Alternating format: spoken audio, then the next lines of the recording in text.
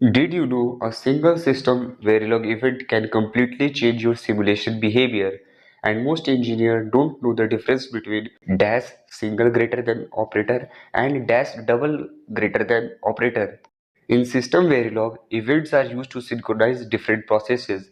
Normally, we trigger an event using single dash greater than operator. This is called blocking event trigger. But there's another operator which is dash double greater than. This is called non-blocking event trigger. Now here's the interesting part. When you use blocking event trigger, the event is triggered immediately in the current simulation time slot. But when you use non-blocking event trigger, the trigger is scheduled for the non-blocking assignment (NBA reason), meaning it's happened later in the same time step. Why does this matter? Imagine one process is waiting for an event and another process trigger it at the exact same simulation time. With blocking event trigger, there's a chance the waiting process misses the event.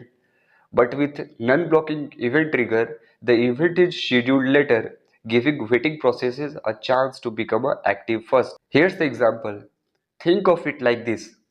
Blocking event trigger rings the doorbell immediately, but non-blocking event triggered scheduling the doorbell ring a few moments later so everyone is ready to hear it.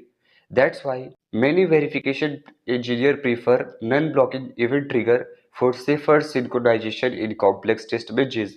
Now here's the interview question. What's the difference between blocking event trigger and non-blocking event trigger in system Verilog event? Comment your answer below and follow Logic Verify for daily VLSI and verification concept. This is Logic Verify signing off.